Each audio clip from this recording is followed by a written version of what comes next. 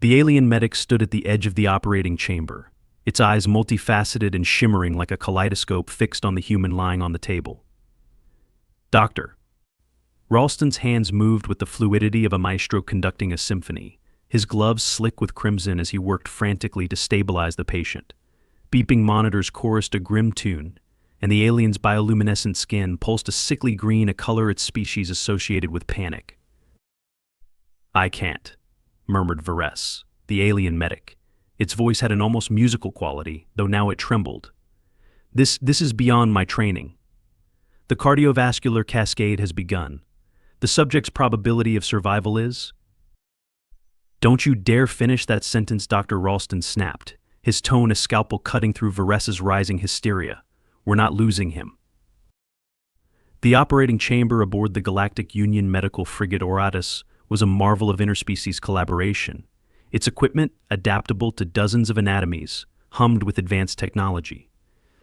Yet, in the face of a human body spiraling into a full systemic collapse, the room's alien staff stood frozen, overwhelmed by the complexity and unpredictability of human biology. Ralston shoved aside a monitor projecting a three-dimensional hologram of the patient's failing heart. It was useful, but he needed tactile feedback. His fingers probed for the exact spot to place the cardiac stabilizer.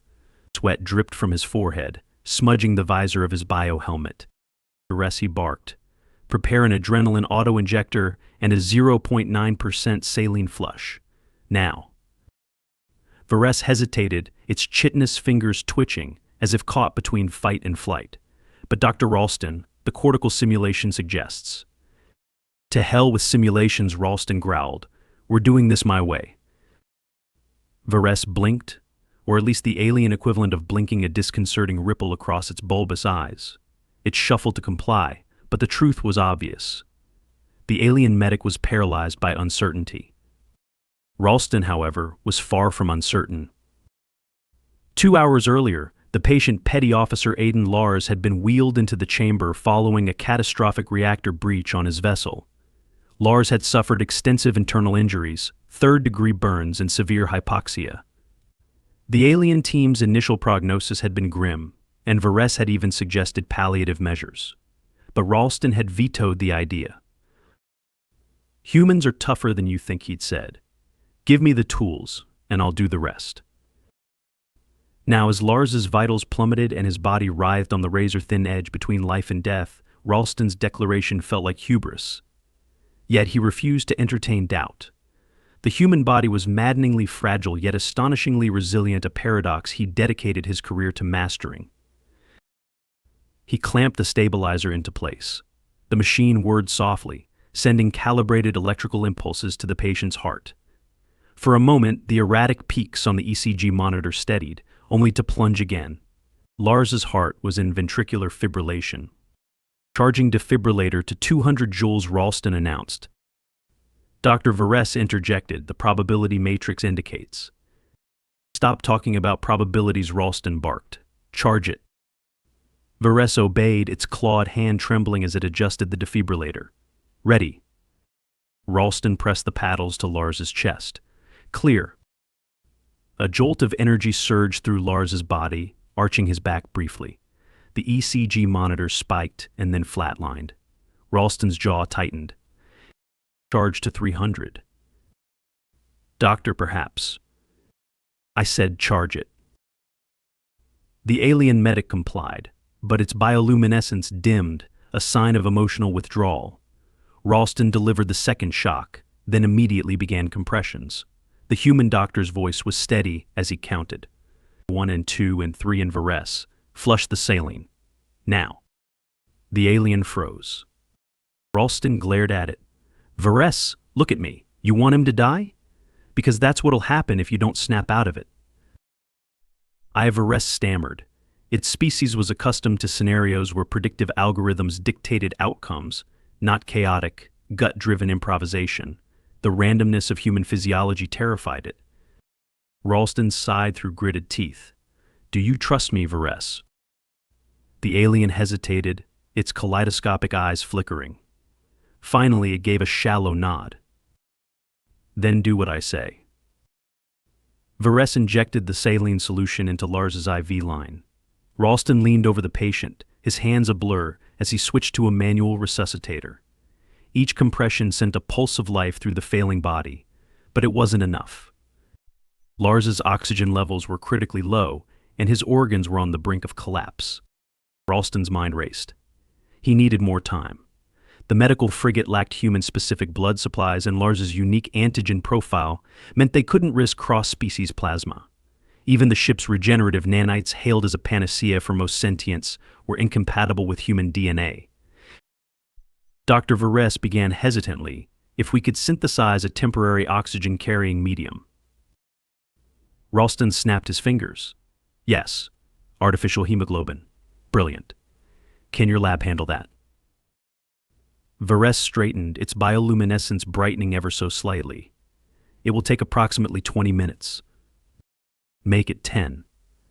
Minutes stretched like hours as Ralston worked tirelessly to stabilize Lars. The room was a cacophony of alarms and hurried footsteps as the alien team scrambled to support him. Varese, bolstered by Ralston's unrelenting determination, returned with the synthesized medium in record time. Ralston administered it through Lars's central line, watching intently as the patient's oxygen levels began to climb. The ECG monitor showed a faint, hesitant rhythm, a spark of life. He's not out of the woods, Ralston muttered, more to himself than anyone else. But he's fighting. Varese observed in awe. Your species. Your resilience is remarkable. Ralston glanced up, his face smeared with sweat and determination. It's not just resilience, Varese. It's stubbornness. We don't know how to quit. The alien medic tilted its head, its kaleidoscopic eyes reflecting the faint glow of the monitors. For the first time, it understood. Hours later, the operating chamber was eerily quiet, the frantic urgency replaced by a tenuous calm. Petty Officer Aiden Lars's vitals had stabilized, though the road to recovery was far from assured.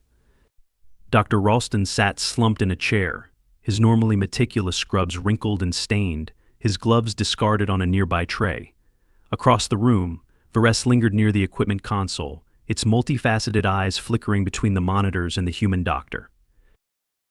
Dr. Ralston, Varese began tentatively, I owe you an acknowledgement.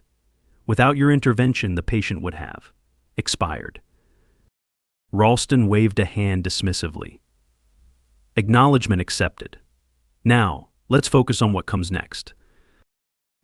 Varese approached cautiously, as if stepping too close might trigger another outburst from the volatile human. What exactly comes next? The patient's condition, while improved, remains precarious. The cellular damage from hypoxia and burns. We'll kill him if we don't act fast, Ralston interrupted, leaning forward. His exhaustion was palpable, but so was his resolve. He's stable enough for now, but his organs are under enormous strain. We need a plan. Varese tilted its head. A plan? You are suggesting further intervention. Ralston gave a dry chuckle. What do you think? We sit around and hope for the best. That is not what I meant. Ralston stood, stretching the stiffness from his back. Look, Lars's body isn't going to repair itself. His liver is barely functioning, his kidneys are teetering on the edge, and don't get me started on the burns. If we don't start proactive treatment, we're just prolonging the inevitable. Varese hesitated, its bioluminescent skin rippling faintly. Doctor, if I may speak candidly. You always speak candidly, Varese. The alien's eyes shimmered. Your determination is commendable, but it borders on reckless. Human physiology is so unpredictable. Our medical protocols rely on probability matrices and calculated risks. Your approach seems messy, Ralston suggested, raising an eyebrow. I was going to say improvisational. Ralston smirked. Yeah, well, that's humanity for you. Sometimes, improvisation is the only thing standing between us and disaster. The next phase of Lars's treatment required collaboration, but it was an uneasy one. The Oratus's medical staff, predominantly alien, struggled to reconcile their training with Ralston's more instinct-driven methods. Varese found itself caught in the middle, a reluctant intermediary between the stubborn human and its perplexed colleagues. The first major hurdle was Lars's failing kidneys. Ralston proposed an experimental dialysis technique, one that combined human technology with the ship's alien biosynth capabilities. It was a gamble, but it was the only option. "We'll use the ship's tissue replicators to create a temporary filtration scaffold," Ralston explained during a tense briefing. "It'll buy us time to stabilize his renal function." The alien chief medical officer, a towering being named Giral, frowned a gesture that involved a ripple of its gelatinous facial structure. "Dr. Ralston, this procedure is untested on humans. The risk of catastrophic rejection is—" "I know the risks," Ralston cut in, "but doing nothing isn't exactly risk-free, is it?" Giral's form shifted slightly, a sign of discomfort. "You place a great deal of faith in your species' capacity to endure." Ralston leaned forward, his gaze unwavering. "Because I've seen it. Time and time again." The room fell silent. Giral exchanged a glance with Varese, who offered a faint nod. "Very well," Giral relented. "Proceed. But understand the responsibility is yours." The procedure began under a cloud of tension. The alien team moved with practiced precision, their movements synchronized and deliberate. Ralston, by contrast, seemed to radiate controlled chaos, barking orders and making adjustments on the fly. "Varese, increase the replicator's output by 20%, he said, peering at a monitor. "We need more scaffold material." But Dr. Varese protested. "That could destabilize the molecular lattice." "Not if we recalibrate the energy input. Trust me." Varese hesitated for a fraction of a second before complying. It marveled at Ralston's confidence, even as doubt gnawed at the edges of its mind. The procedure was a high-wire act, balancing innovation against the unknown. Hours passed in a blur. When the final adjustments were made, Ralston stepped back, his breath ragged. "Initiate the filtration cycle." A low hum filled the room as the temporary scaffold activated. For a moment, nothing happened. Then, the monitor displayed a slight uptick in renal output. "It's working," Varese murmured, its bioluminescence flickering with cautious optimism. Ralston allowed himself a small smile. "Told you." As the days went on, Lars's condition improved incrementally. His kidneys began to recover, and the artificial hemoglobin continued to sustain his oxygen levels. But new challenges arose. The burns covering much of his body posed a constant threat of infection, and his immune system was dangerously compromised. Ralston proposed another unorthodox solution, a hybrid graft using human skin cells augmented with alien regenerative enzymes. It was a radical idea, one that required synthesizing a custom medium compatible with both human and alien biology. "This is unprecedented," Varese said as it and Ralston worked late into the night in the ship's biolab. "If the enzymes overreact, the grafts could fail catastrophically." "Or they could save his life," Ralston countered, his hands deftly assembling a sample tray. "We won't know unless we try." Varese studied him for a moment. "You are an enigma, Dr. Ralston. Most beings would have accepted the patient's demise by now." Ralston didn't look up. "Yeah, well, most beings aren't human." The graft procedure was another grueling test of endurance for Lars, for the medical team, and for Ralston himself. The alien staff watched with a mix of awe and apprehension as the human doctor navigated each complication with dogged determination. When the final graft was secured, Ralston exhaled deeply, his hands trembling from exhaustion. He glanced at the monitors. Lars's vitals, though still fragile, were steady. "He's not just surviving," Ralston muttered. "He's healing." Varese stepped closer, its bioluminescence glowing softly. "Doctor, your methods defy logic, yet they yield results. It is humbling." Ralston gave a tired smile. "Welcome to human medicine, Varese. It's more art than science sometimes." As they left the chamber, the alien medic couldn't help but reflect on the strange resilience of humans, not just their bodies, but their spirit. For the first time, it began to understand the paradoxical blend of fragility and strength that defined them. 2 weeks passed, and though Petty Officer Aiden Lars's condition had shifted from dire to cautiously stable, the road ahead remained treacherous. The hybrid grafts had taken, his kidney showed promising signs of recovery, and his cardiovascular system held steady. But Lars's immune system, battered by the extent of his injuries and the invasive treatments, had begun to falter. A low-grade fever persisted, hinting at a potential systemic infection. Dr. Ralston and Varese stood side by side in the medical frigate's sterile diagnostics lab. Samples of Lars's blood and tissue floated in cylindrical containment fields, illuminated by an eerie violet glow. The alien medic's bioluminescence flickered faintly, mirroring its unease. "The microbial analysis is inconclusive," Varese said, its voice tight with concern. "We have detected pathogens, but their behavior is erratic. They appear to be adapting to the patient's immune responses." Ralston frowned, peering at the data on his holo display. "Adapting? That's a problem." "Indeed," Varese replied. "The rate of mutation is alarming. This is not a phenomenon we typically encounter." Ralston sighed, rubbing the bridge of his nose. "Yeah, well, welcome to the joys of treating humans. Our biology doesn't play fair." The alien turned its kaleidoscopic eyes toward him. "What do you propose?"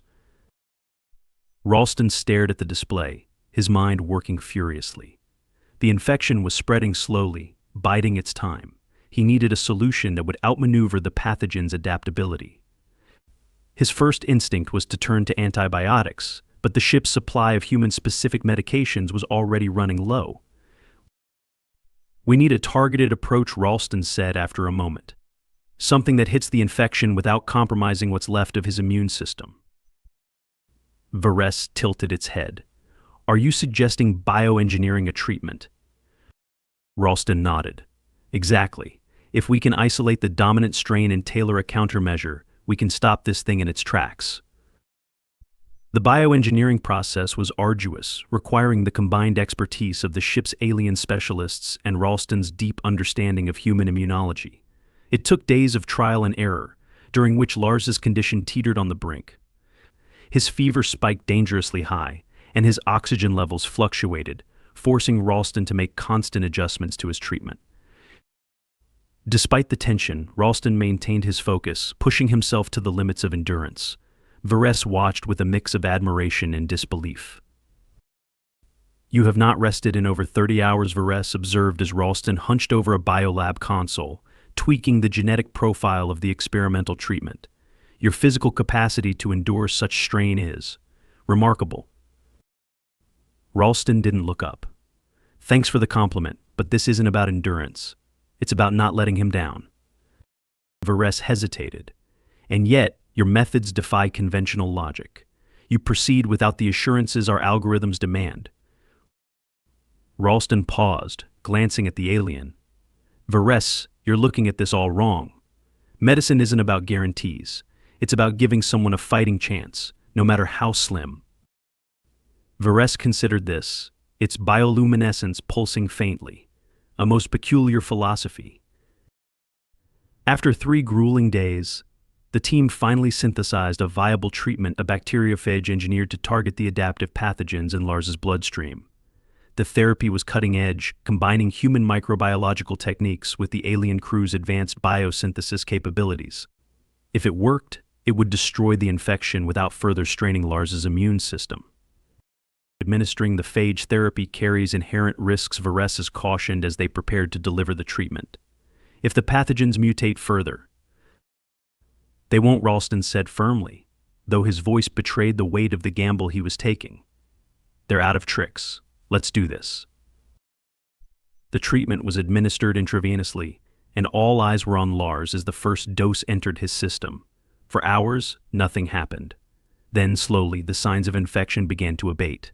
Lars's fever dropped, and his vitals showed subtle but encouraging improvement. "It's working," Varese said, its tone tinged with cautious optimism. Ralston allowed himself a rare moment of relief. "It's a start." As Lars's condition stabilized further, the ship's medical team began to shift its focus from crisis management to long-term recovery. The grafts required continuous monitoring to prevent rejection, and his organ function remained fragile. Still, for the first time since the ordeal began, the possibility of full recovery seemed within reach. One evening, as Ralston reviewed Lars's latest test results, Varese approached him in the medical bay. The alien medic's bioluminescence was a steady, tranquil blue, a sign of introspection. Dr. Ralston, Varese began, I have been reflecting on the events of the past weeks. Your actions have challenged many of my preconceptions. Ralston raised an eyebrow. About what? Varese gestured toward Lars's recovery chamber, where the patient rested peacefully. About your species. Humans are fragile, prone to injury and disease. Yet you possess an extraordinary capacity for survival both as individuals and as a collective. Ralston chuckled softly. We're a paradox, Varese. Fragile but stubborn as hell. Varese nodded. Indeed, your willingness to embrace uncertainty and persist against improbable odds is inspiring. Ralston leaned back in his chair, a wry smile playing on his lips. That's the nicest way anyone's ever called me reckless. The alien tilted its head, its kaleidoscopic eyes shimmering. Recklessness implies a disregard for consequences. You, however, act with purpose, even if your methods appear chaotic to others. Ralston shrugged. Call it what you want. I just call it doing my job. As the ship's medical crew continued to care for Lars, the story of his recovery began to spread throughout the Galactic Union. Other species, many of whom viewed humans as curious outliers, took note of the resilience and ingenuity that had defined the ordeal. Ralston, meanwhile, remained focused on his work, refusing to bask in the attention. One day, as Lars finally opened his eyes for the first time since the reactor breach, Ralston was at his side. The petty officer's voice was weak, but his gratitude was clear. Doc, I thought I was done for, Lars murmured. Ralston smiled, patting the man's shoulder. Not on my watch. In the corner of the room, Varese observed silently, its bioluminescence glowing faintly. For the first time, it began to see humanity not as a species of contradictions, but as a testament to the power of perseverance. Weeks turned into months aboard the Oratus, and Petty Officer Aiden Lars's recovery, once uncertain, became a beacon of hope for the crew. His hybrid grafts flourished under careful monitoring, his organ function returned to sustainable levels, and the specter of infection receded into a cautionary footnote in his medical file. While the journey had been harrowing, the outcome was nothing short of miraculous. Dr. Ralston, however, was far from complacent. He meticulously reviewed every aspect of the treatment process, dissecting each decision, every improvisation, to ensure he'd learned everything the experience could teach. Medicine was never static, and neither was he. Varese, too, had undergone a transformation. Where once the alien medic had approached its duties with rigid adherence to algorithms and protocols, it now carried a more nuanced perspective, a perspective born of witnessing human ingenuity in action.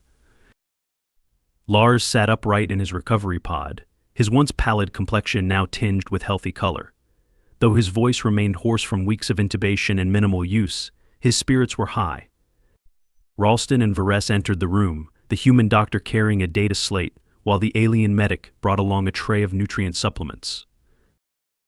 How's the galaxy's luckiest petty officer today? Ralston asked with a grin. Lars chuckled weakly. Still breathing, so I'd say pretty lucky. Varese placed the tray on a nearby table, its bioluminescence glowing a warm gold in emotion humans might describe as pride. Your recovery is progressing admirably, Petty Officer Lars. Few beings could endure such extensive trauma and emerge so resilient. Lars glanced at Ralston. I had some help. Ralston shrugged. I just gave your body the tools it needed to fight back. You did the rest. Don't sell yourself short, Doc, Lars said. I heard the stories. Everyone's been talking about you running on fumes, pulling miracles out of thin air. Ralston snorted. Miracles? Nah, just science and a lot of coffee. Varese tilted its head. While I concur that your methods were scientifically grounded, the outcomes exceeded what many would consider plausible. Your persistence defied conventional understanding.